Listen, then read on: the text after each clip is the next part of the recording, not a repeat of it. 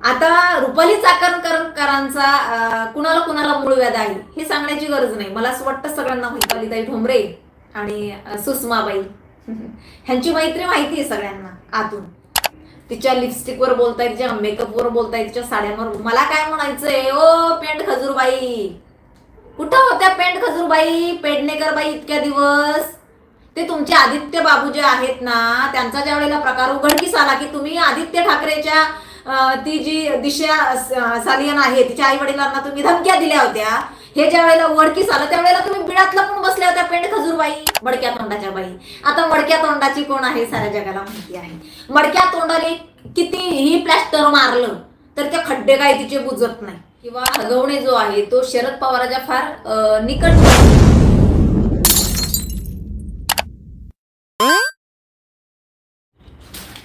नमस्कार, जय जिजाऊ, जय शिवराय, जय भीम, जय ज्योतिषी क्रांती. मी आपलीच संगीता देवांगे. आणि या बोलू जरा कसे आहात सर्व, मजेत ना असेलच सगळे. आणि गावी असल्या कारणाने वैष्णवी हगवण्याच्या प्रकरणामध्ये मला जास्त बोलता आलं नाही.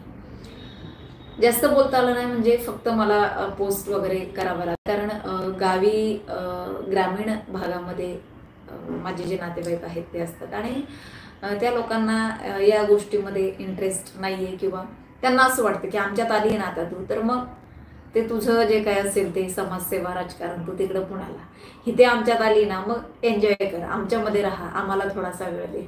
तर असं असतं लोकांचं. फार वेळा मला वाटलं की मी लाईव्ह घ्यावी किंवा मी व्हिडिओ बनवावा, पण मला सक्त ताकीद दिलेली होती माझ्या आईने सुद्धा की अजिबात इकडं आली ना तू ते मोबाईल हातात सुद्धा घेऊ नकोस, थोडे दिवस आमच्यासोबत काढ, आम्हालाही बरं वाटेल.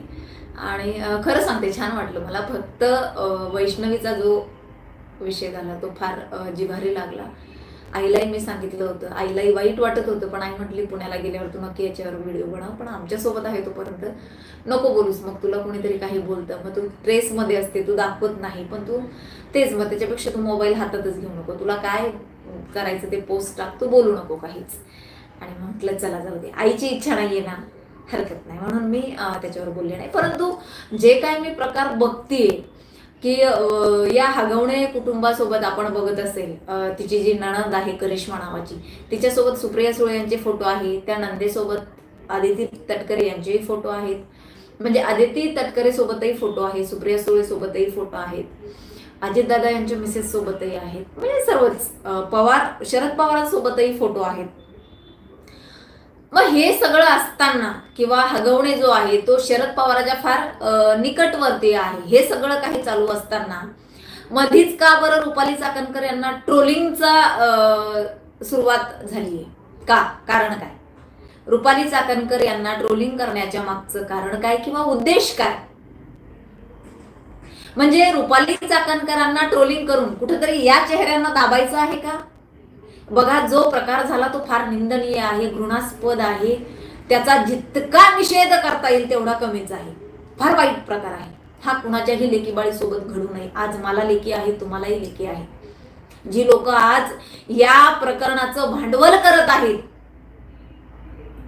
त्यांची राजकीय पोळी भाजून घेत आहेत, त्या लोकांनाही मला सांगायचंय की तुमच्याही पोटीपाटी मुली आहेत ना, अरे किती राजकारण कराल आणि कुठल्या गोष्टीचं करावं याचं तरी जरा भान ठेवा. इतकंही राजकारणाच्या नादी लागून माणुसकी हरवून बसू नका रे. माणुसकी नावाचा मज तुमच्यात राहिला नाही, माणुसकीचा. इतकं माणसाने खालच्या पातळीला जावं काय? त्या रुपाली चाकणकरांचं तुम्हाला जर तुम्हाला करायचंय ट्रोलिंग, तर त्यांच्या मेकअपवर, त्यांच्या चारित्र्यावर, म्हणजे अगदी ती तर काय परंपराच आहे राजकारण्यांची की एखादी महिला जर चांगलं काम करत असेल राजकारणात, ती पुढे जात असेल तर तिचं चारित्र्य हनन करायचं, म्हणजे जेणेकरून काय होईल की ती थांबेल, ती पुढे जाणार नाही. तिला कसं थांबवता येईल, किंवा एखाद्याला जर ते पद हवं असेल आणि ते त्यांना मिळत नसेल तर या महिलेला प्रवृत्त करायचं की ते राजीनामा द्यावा, त्या महिलेने सोडून द्यावं त्या पदाला, म्हणजे ह्यांना तिथं बसायला मोकळं. मग ते सत्ताधारी असो, विरोधक असो, सगळेजण मदत करतात असं नाही का? आता आहे ना काहींची मैत्री आपण बघितलंय, काहींची मैत्री म्हणजे जशी रुपालीताई ठोंबरे आणि सुषमाबाई ह्यांची मैत्री माहिती आहे सगळ्यांना आतून, आणि राजकीय ते विरोधक आहेत, परंतु आतून मैत्री. आता रुपाली चाकणकरांचा कुणाला कुणाला मूळ व्याध आहे हे सांगण्याची गरज नाही, मला असं वाटतं सगळ्यांना माहिती आहे. हे फक्त आहे ना काहीतरी दाखवण्याचं चित्र वेगळं आहे. खरंच वैष्णवीला न्याय मिळावा, वैष्णवीच्या हत्येसाठी हत्याच म्हणावी लागेल, याच्यासाठी जी जी लोक जबाबदार आहेत की ज्यांच्या जीवावर तिच्या नवऱ्याने, तिच्या सासऱ्याने, तिच्या नंदेने, तिच्या सासूने, तिच्या सासरच्या सर्वच लोकांनी तिचा छळ केलाय, ज्यांच्या भरवशावर ही आहेत आमची पाठराखण करायला, ह्या लोकांचे चेहरे ज्या वेळेला उडे पडले त्यावेळेला तुम्ही रुपाली चाकणकर युटर्न मारला. तिच्या लिपस्टिकवर बोलताय, तिच्या मेकअपवर बोलताय, तिच्या साड्यांवर. मला काय म्हणायचंय, ओ पेंट खजूरबाई, कुठं होत्या पेंट खजूरबाई, पेडणेकर बाई इतक्या दिवस? ते तुमचे आदित्य बाबू जे आहेत ना, त्यांचा ज्या वेळेला प्रकार उघडकीस आला की तुम्ही आदित्य ठाकरेच्या ती जी दिशा सालियन आहे तिच्या आई वडिलांना तुम्ही धमक्या दिल्या होत्या, हे ज्या वेळेला उघडकीस आलं त्यावेळेला तुम्ही बिळात लपून बसल्या होत्या पेंट खजूरबाई. आता बरं आपलं तुनुक तुनुक तुनुक तुनुक बदक आपलं उड्या मारत बाहेर आलं. बेडूक बेडूक बसलं होतं कुठल्या तरी डबक्यात मध्ये, आता बेडूक बाहेर आलंय. पेंट खजूरबाई नावाचं बेडूक आता डबक्यातनं बाहेर आलंय. अच्छा बरं, ते सुषमाबाईचं तर काय माहिती का, त्यांचं जळणंच वेगळं रुपाली चाकणकरांवर. मी रुपाली चाकणकरांचा का बाजू होते, हो मी घेणार, कारण मी सुद्धा आतापर्यंत त्यांच्याकडे शेकडो केसेस दिल्या आणि असं एकाही केसमध्ये झालं नाही. मी रात्रीच्या 2 वाजता जरी कॉल केला ना तरी रुपालीताईंनी माझा कॉल अटेंड केलेला आहे.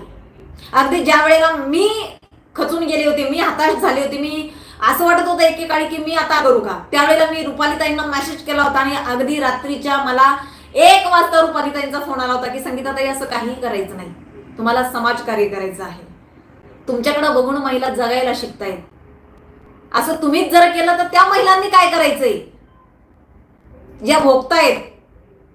तुम्हीच सांगितलं होतं ना की ताई मला महिला अशा बोलतायत की तुमच्याकडे बघून आम्ही जगायला शिकतो. मग हे असलं तुम्हाला करून चालणार नाही.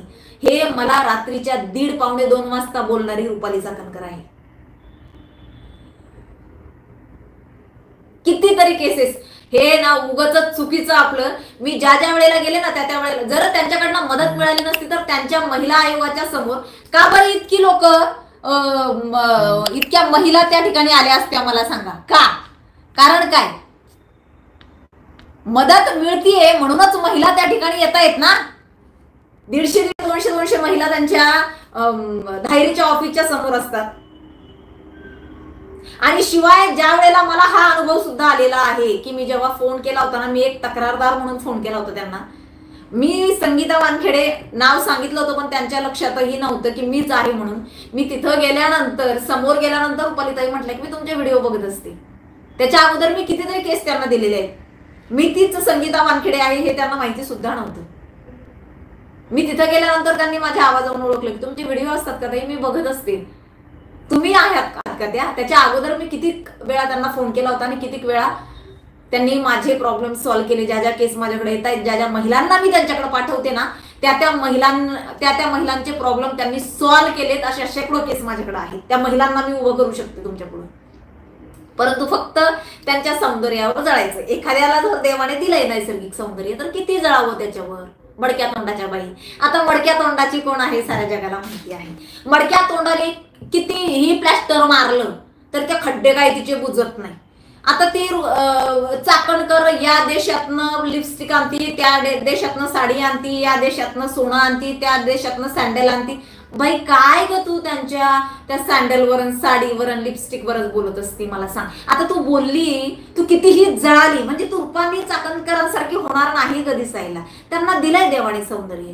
एखाद्याला सौंदर्य दिलं त्याच्यावर जळू नये. किती जळावं, किती वारंवार त्या लिपस्टिकचा तू हे करते ग, उल्लेख करते त्यांच्या. काय त्यांच्या, मला वाटतं मी आता फोन करेल त्यांना सांगेल एखादी लिपस्टिकीला हाणून मारा, हिला लेस लिपस्टिक आवडते त्यांची. काय एखादी साडी हिला देऊन टाका रुपालीताई तुमच्याकडे असेल तर, मडक्या तोंडाचीला. ते तुमची साडी आणि तुमची लिपस्टिक आणि तुमचा कलर त्याच्यावर तर लयच बाई. आता ते बेडूक पेंड खजूर ते पण लागलो उड्या मारायला.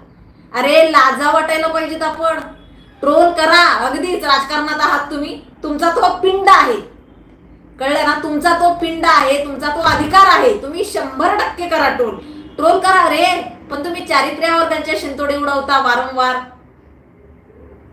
किती नालायकपणा करावा, किती नीचपणा करावा, किती नीचपणाचा कळस गाठावा महिलांनीच. मी वारंवार सांगत असते ती म्हण कि जंगल कटने का किस्सा ना होता अगर कुल्हाड़ी के पीछे लकड़ी का हिस्सा ना होता. आम्ही महिला जे आज आमचं होतंय ना काय दळण, ते फक्त आमच्याचमुळे होते.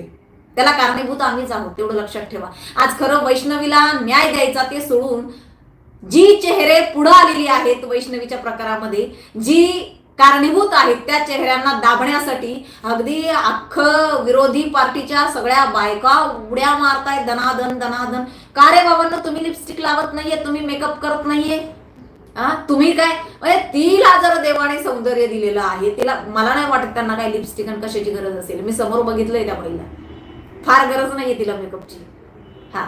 तिने साधी साडी घातली ना आणि एक टिकले लावली तरी ती सुंदर दिसेल. ते दिलेलं आहे तिला नैसर्गिक सौंदर्य देवाने, नाही जळवून दिलेला आहे तिला रंग गोरा. नाही अरे काळा आणि गोरा दोनच रंग आहे मडक्या तोंडाच्या बाई, कशाला तुझ्या रंगावर तूच जळतीये. काळा आणि गोरा दोनच रंग आहे. आता तुला ते खड्डे खुड्डे खाटे नाही का, ते बुटूर्ण हाईट चव नाही कुठल्याच गोष्टीला, ते नैसर्गिक आहे ग. ते मान्य केलं पाहिजे आपण. निसर्गाने तुला तसं घडवलं ना, मान्य करावं. निसर्गाने जसं आपल्याला घडवलं त्या निसर्गाचे आपण उपकार मानावे बरं का.